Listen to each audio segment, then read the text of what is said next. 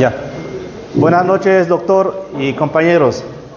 Somos el grupo número 1 conformado por David Binza, quien les habla Hipólito Enza, John Chiriaco, Leslie Villalta y Pilar Guamán.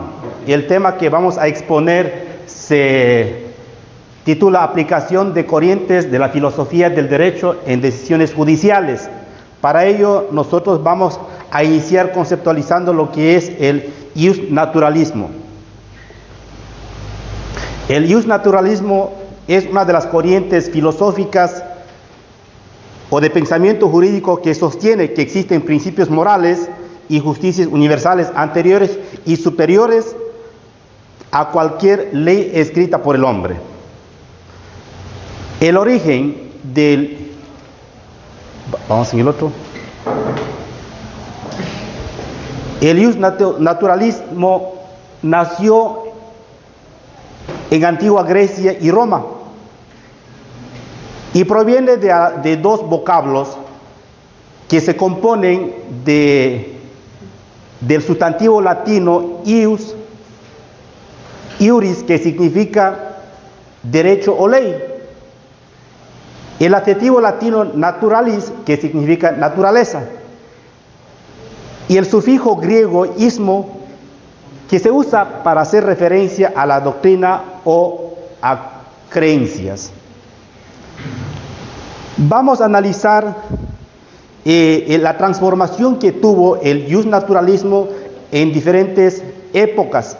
Entre ellos tenemos la edad clásico o antigua, donde hace énfasis a la antigua Grecia y Roma, la edad media y la edad moderna. En la edad clásica, es la etapa fundamental de la filosofía del derecho y tiene su origen en antigua Grecia y Roma.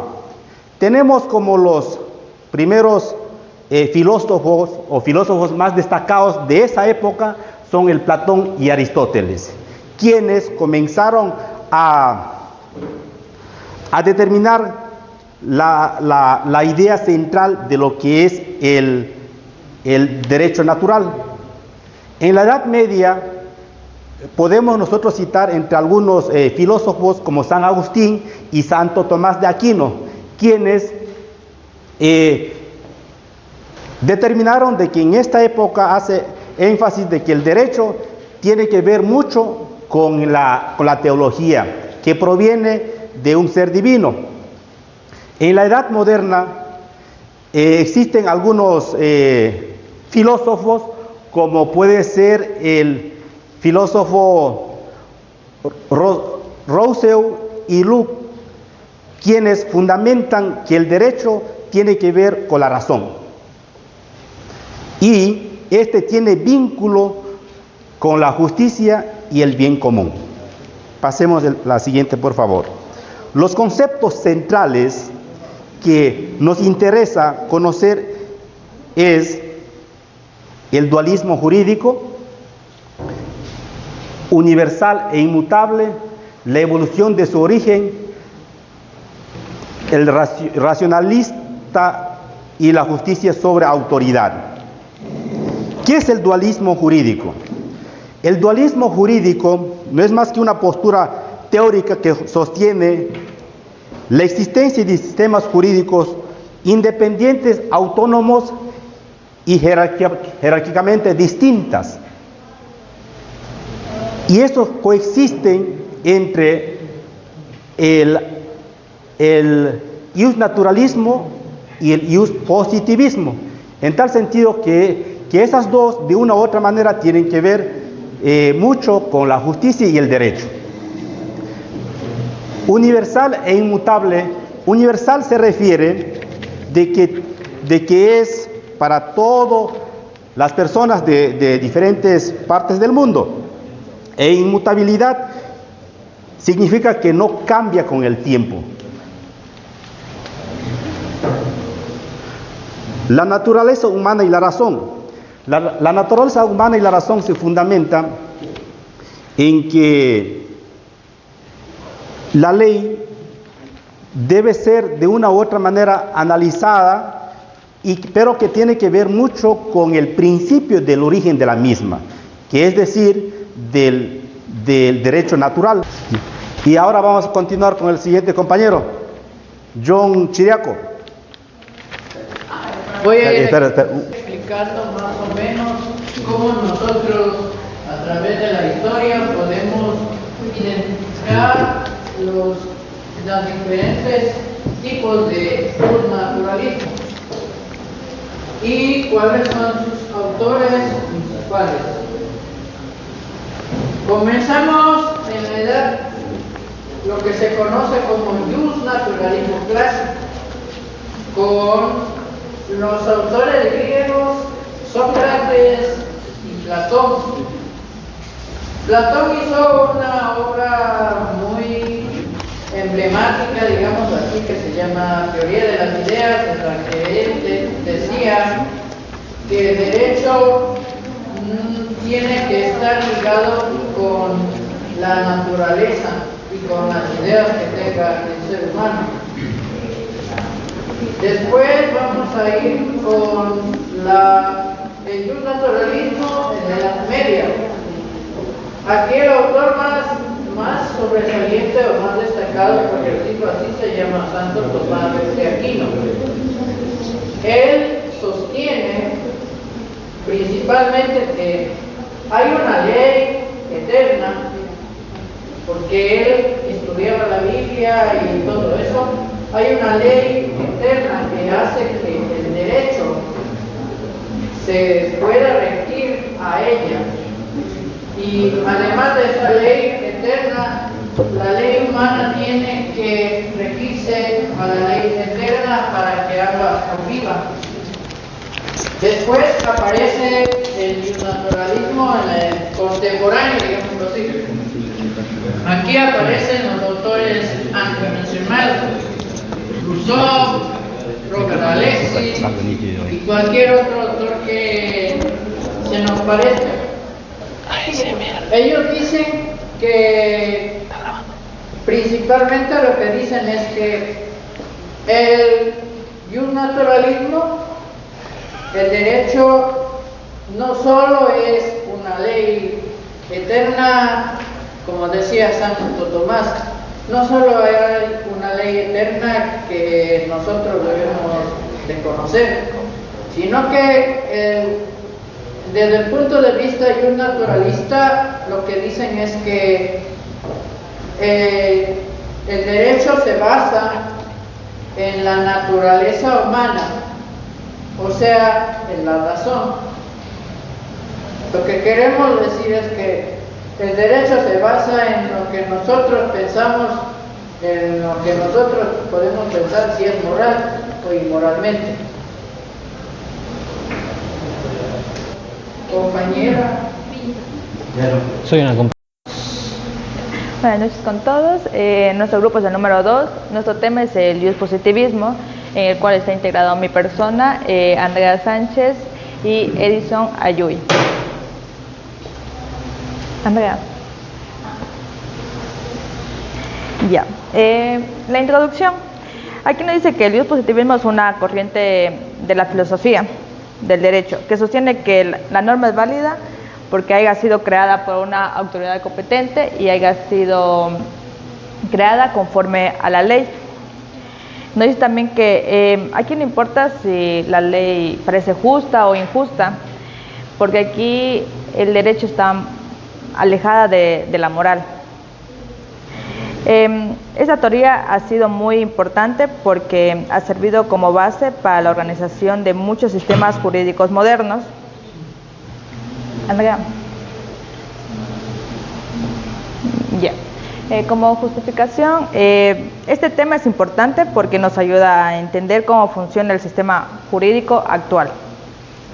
Gracias al Ius Positivismo podemos comprender principios fundamentales como la legalidad y la seguridad jurídica. Dice, además de analizar cómo los jueces deben aplicar las normas dentro del marco legal. Como planteamiento del problema y su objetivo, dice, el principal problema es que en algunos casos aplican estrictamente una ley, puede entrar en conflicto con los derechos fundamentales o con la idea de justicia. Por eso surge el debate sobre si el juez debe limitarse a aplicar la ley o también considerar aspectos morales. El objetivo de este trabajo es analizar los fundamentos del positivismo y su influencia en el derecho actual. Ya, como definición, tenemos que el positivismo busca estudiar el derecho de manera objetiva. Considera que una norma pertenece al sistema jurídico cuando ha sido creada correctamente con la autoridad competente. Por eso se separa el derecho de la moral y se enfoca en verificar si las normas cumplen los requisitos legales. Como origen histórico, el positivismo surgió en los siglos XVIII y XIX, cuando los estados comenzaron a organizar mejor sus leyes. Uno de los principales fue Hal Kelsen, quien desarrolló la teoría pura del derecho. Él propuso que las normas forman un sistema jerárquico y que cada una obtiene su validez de una forma superior.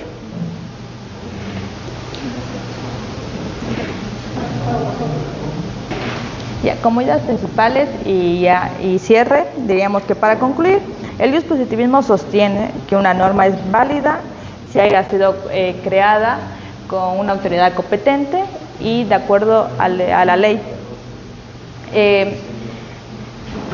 Dice, aunque actualmente el positivismo recibe críticas por su separación del derecho y la moral, sigue siendo una de las corrientes más importantes de la filosofía del derecho. Ya, la relación entre el derecho y la moral.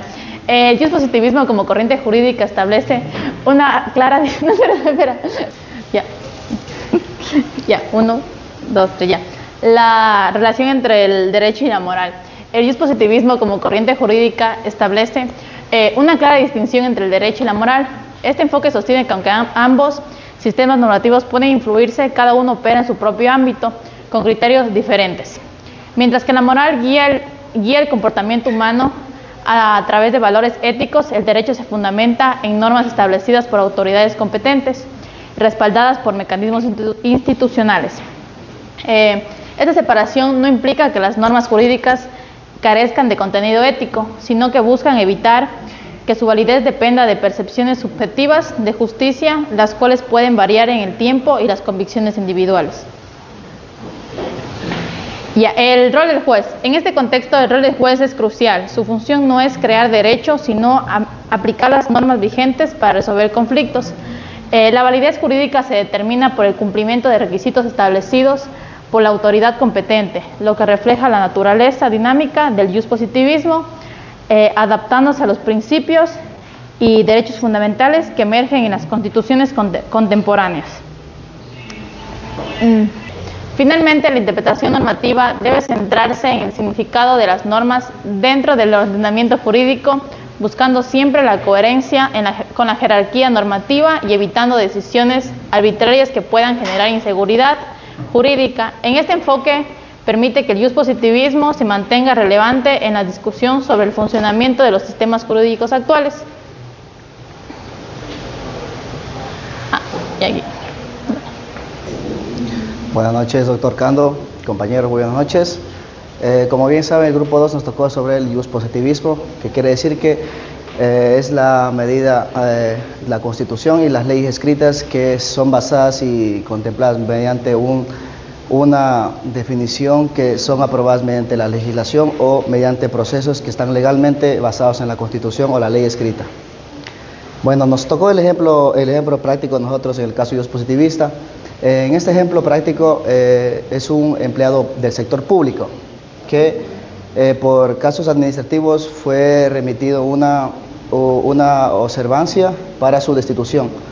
La entidad municipal, en este caso el municipio, la prefectura o cualquier entidad pública, le remitió sus respectivas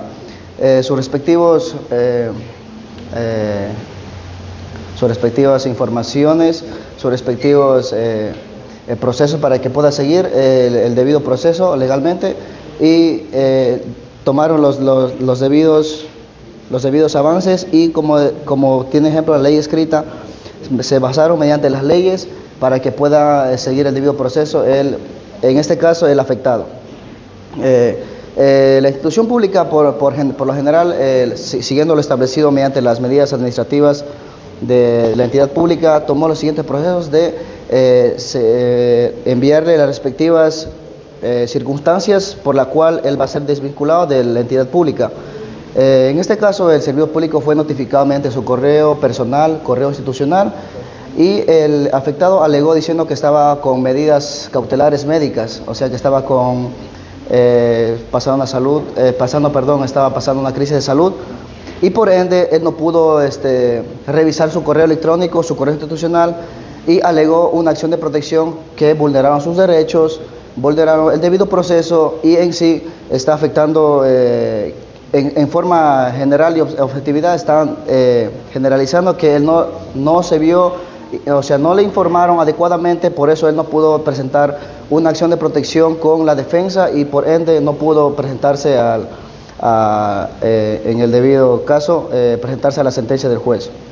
En este caso, el afectado puso una acción de protección indicando y reiterando que nunca se le había notificado, pero las instancias, como en este caso los jueces, la fiscalía, siguieron el debido proceso y constataron que la institución o el GAT municipal o entidad pública ya había seguido los debidos procesos administrativos y le había sugerido o mencionado que estaba notificado para que haga un proceso legal, pueda defenderse y por ende pueda presentarse a la audiencia y así pueda ellos o el afectado pueda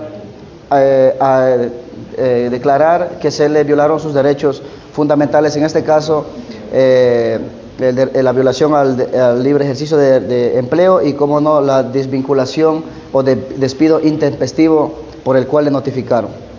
Más allá del análisis crítico y más allá del análisis administrativo, el juez se basó en lo que estaba la ley escrita, en este caso la Constitución, porque el afectado, en este caso el que fue despedido, fue ya notificado mediante la institución pública y mediante los debidos procesos legales. En este caso, la Fiscalía o el juez tomó medidas basadas en la Constitución y reglamento escrito y pudo deducir que el afectado no poseía validez jurídica porque en el artículo 216 establece que las instituciones públicas se rigen bajo el mando de la Constitución o la ley escrita, y en el artículo 86 también dice que las instituciones públicas tienen el derecho a la seguridad jurídica. En este caso, el juez, afirmando todo eso y viendo la veracidad de los hechos, negó la apelación de acción de protección del afectado en cuanto se le remitió que no puede ser, que no se le va a dar paso a la acción de protección. Sin embargo, el juez pudo dictaminar que también el justnaturalismo también adopta una distinta posición a sostener el derecho al libre ejercicio laboral y al debido proceso. Sin embargo, basándose en todos los hechos, basado en todas las evidencias, se pudo concluir y la sentencia fue a negación del derecho al afectado.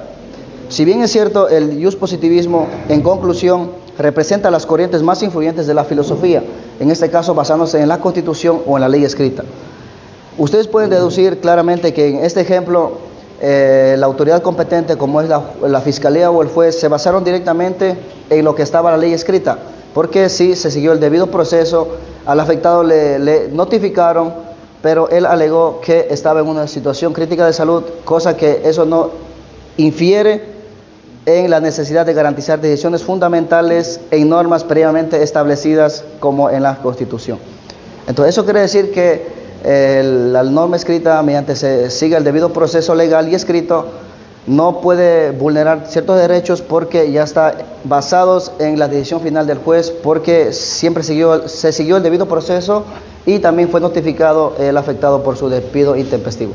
Muchas gracias, doctor. Esto fue el ejemplo claro del iuspositivista en el ejemplo práctico aplicado aquí en Nueva Santiago.